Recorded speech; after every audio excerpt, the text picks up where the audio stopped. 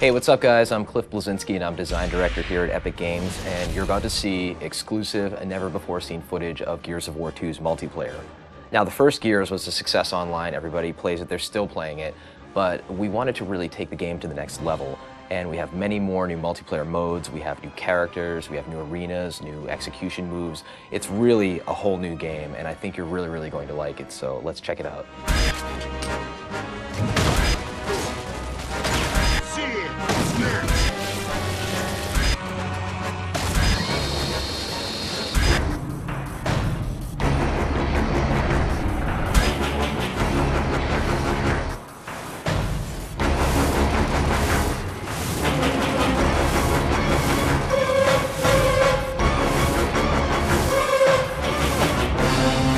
Three locations you're going to see on this exclusive video are going to be River, Security, and Gridlock.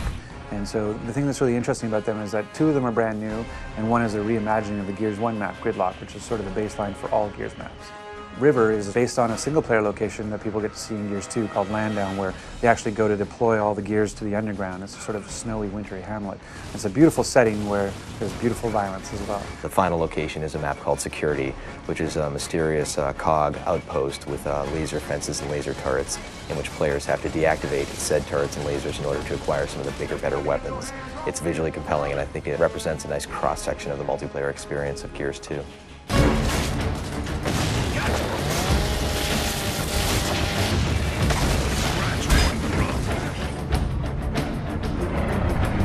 For Gears of War 2 multiplayer, there's a bunch of new things, and one of the biggest ones actually is that we've increased the player count. So we wanted to make Gears 2 multiplayer bigger, better, and more badass. One of the easiest primary ways we could do that, bang for buck, is to go to 5-on-5.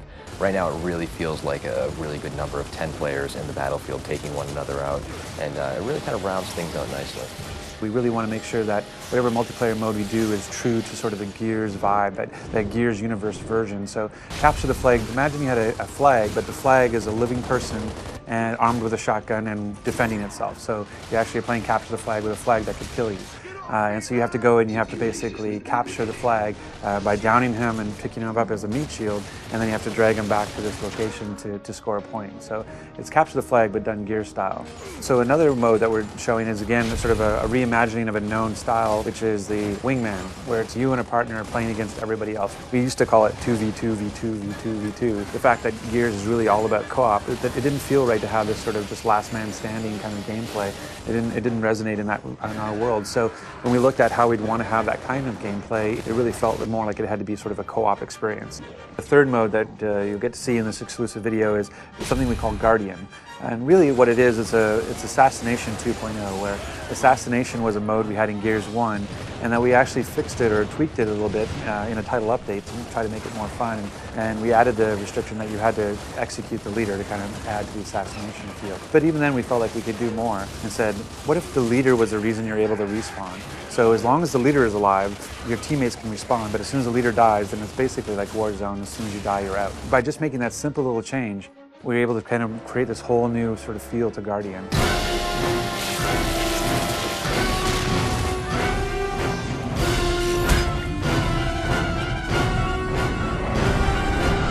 So some of the new weapons that we have in Gears of War 2 include the Scorcher, which is one of my personal favorites. It's essentially the flamethrower from hell. It is basically the most beautiful but deadly flamethrower ever conceived in a video game. Then we also have the Gorgon, which is a Locust burst pistol, which is tremendously powerful and also very heavy.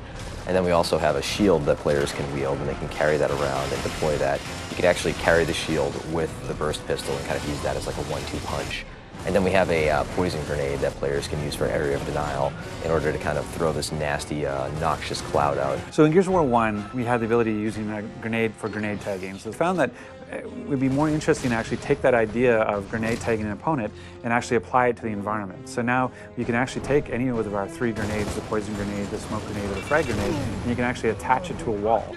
And you can use that sort of as a proximity mine, so that if any time an opponent goes by, the grenade will go off. One of the cool things in Gears 2 now as well is we added this concussive force to a smoke grenade. So you can actually knock somebody down and disorient them briefly with a smoke grenade. It's a great new addition to the gameplay.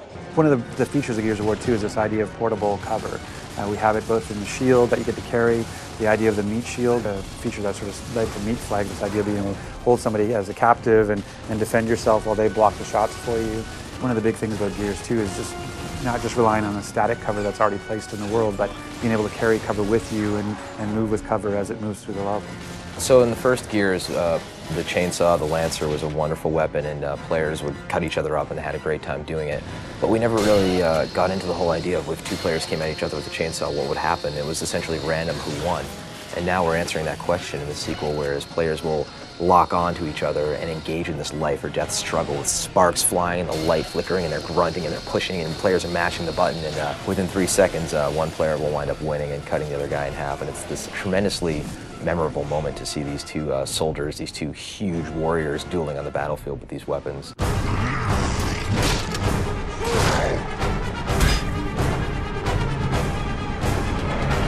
In Gears 2, when you knock somebody down but not out, first of all, they can try and crawl away from you.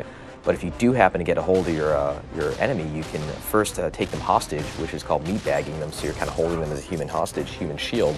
You can also finish them off by then breaking the character's neck and dropping them on the ground. Or if you want to, while the foe is crawling away, you can hit the Y button to do an execution. And there's all sorts of crazy ones, from using the long shot sniper rifle like a sledgehammer, to using the torque bow to popping the enemy's head off, to climbing on top of them and just beating the crap out of them. So there's just tons of them there this time around, and they're a great way to finish off the round and get your buddies cheering on Xbox Live. So in Gears 1, we found that a lot of players felt that evading towards their foes, rolling essentially, and shotgunning at the end of that evade was an effective technique.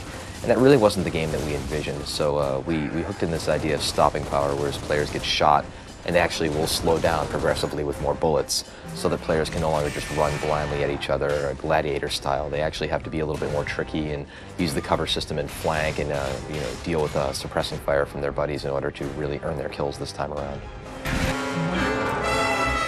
Gears 2 is bigger, better, and more badass, and the multiplayer most certainly shows that. We have amazing new game modes. We're shipping with at least 7. We have great new multiplayer arenas. We have nasty new weapons, grisly new executions, a larger scale of the multiplayer, and I think players are going to be pleasantly surprised with the complete package that we're delivering for them.